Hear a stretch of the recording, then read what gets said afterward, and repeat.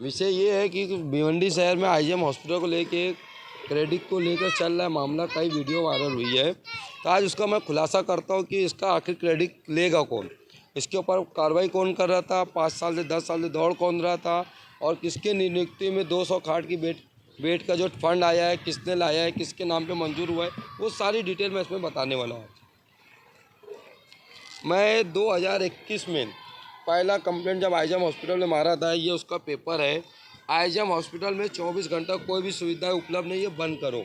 ये पहला लेटर मैंने 15/11 को मारा, 15/11/2021 को। फिर उसके बाद दूसरा लेटर मैंने फिर मुख्यमंत्री साहब को मारा हूँ, फिर उसमें 9/2023 को मारा हूँ। ये पेपर मारने के बाद फिर उसके बाद उसके बाद एक पेपर मारा मैंने जिला इंदिरा वाले को 25/1/2024 को कि आईजीएम हॉस्पिटल में ऐसे कोई भी सुविधाएं नहीं है, इसको बंद किया जाए, ऐसा बोल के एक लेटर फिर मैंने दिया हूँ। ये लेटर देने के बाद उसके ऊपर कोई कार्रवाई नहीं हो रही। फिर कई सालों से लगा उसके बाद मैं अभी तक लड़ाई मेरी चालू है 2021 से। और वो टाइम इंदिरा हॉस्पिटल में टोटल 132 कर्मचारी थे, ये उसकी लिस्ट है, ये उसकी लिस्ट है। उसके बाद मैंने एक चीज़ और किया। अभी मैंने करण का भी लेटर दिखा दे रहा हूँ कि मैं करण में क्या काम किया हूँ। सबसे पहली बात तो ये करण के कि मैंने आईजीएम हॉस्पिटल के खिलाफ धरने में बैठने का, मैंने आंदोलन करने का लेटर दिया हूँ परान साहब को। ये परान साहब को और आईजीएम में मैंने लेटर दे चुका हूँ, ये देख सकते हो। तारीख है 4/2/2025, 5/1/2025, ये सबको मैंने लेटर दिया। उसके बाद आईजीएम की तरफ से एक लेटर आया मेरे को चर्चा करने के लिए कि आपकी जो समस्या है उसका चर्चा किया जाए। 11 तारीख को चर्चा थी, वो कैंसिल हो गई। फिर मैंने 11 तारीख को एक पत्र फिर दिया कि मैंने जो भी मांगनी मैंने किया हूँ वो पब्लिक के सामने, क्या क्या ऑपरेशन होता है, क्या कौन कौन से डॉक्टर है, और कौन कौन से आपकी सोनोग्राफी, एक्सरे और खून जाँच, 24 घंटा हमको उपलब्ध चाहिए, सबकी मेरी मांगनी थी। तो वो उसको लेकर और 13 तारीख को रात में शाम में 6 बजे एक पेशेंट लेके गया था मैं, उसका डिलीवरी का मामला था। उसकी जांच करने के लिए वो लोग ने खून जांच के लिए 400 रुपया प्राइवेट आदमी को बुलाए और 400 रुपया देना पड़ा। जब वही खून जांच जब आपके पास होता है तो आपने प्राइवेट में क्यों दिए, प्राइवेट वाले को क्यों बुलाए। दूसरा, ये सबको लेके मैं धरने में बैठ रहा था। और एक जीआर हमारे महाराष्ट्र शासन का है 2023 का, इसके अंदर लिखा है कि आपके पास अगर तत्काल में जो इलाज नहीं है उसका आप प्राइवेट में इलाज कराओ और उसका पैसा गवर्नमेंट भरेगी। ये सारी सुविधाएं सरकार दे रही है। तो आईजीएम हॉस्पिटल के लोग और यहाँ के जो अपने आप को लगा रहे कि हम सारी फैसिलिटी ला रहे हैं, तो ये सब के ऊपर काम क्यों नहीं हो रहा है, ये सब के ऊपर जवाब क्यों नहीं दे रहे, ये सब के ऊपर बात क्यों नहीं कर रहे।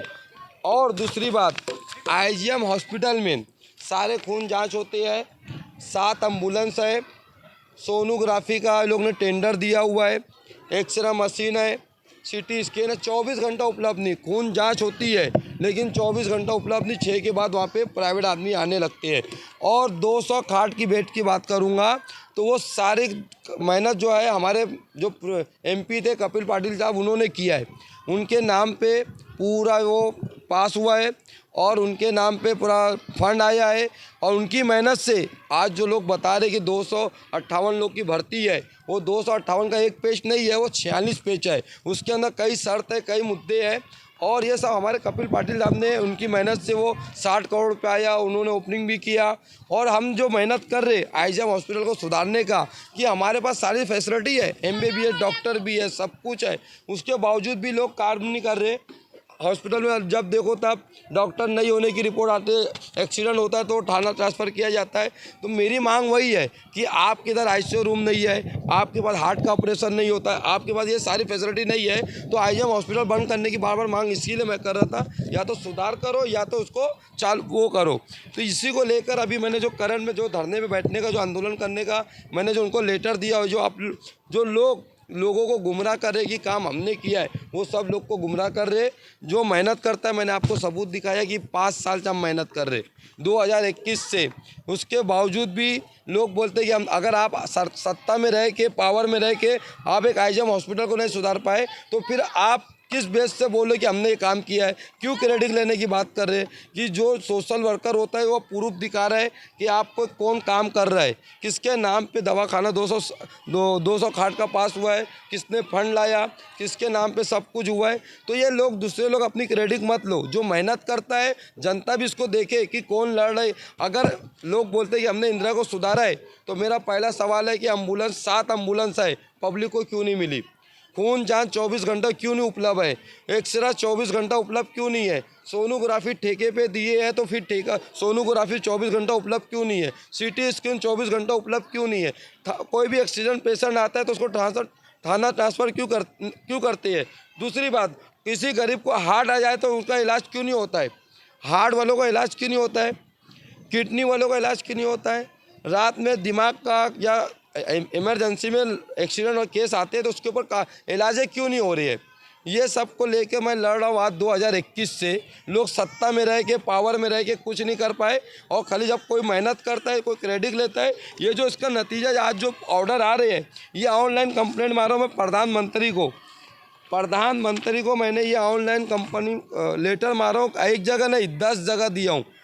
ये सारी सुविधाएं उपलब्ध नहीं है, इसके लिए बेमुद्दत धरने पे बैठने का मैंने प्रधान साहब को लेटर दिया हूँ, और बाकायदा उनको मैं 15 दिन का टाइम दिया था। अगर ये लोग कार्रवाई नहीं करेंगे तो बेमुद्दत मैं धरने पे बैठने वाला हूँ, और उसके बाद अगर कुछ नहीं होगा तो उसके बाद फिर कोर्ट जाएंगे।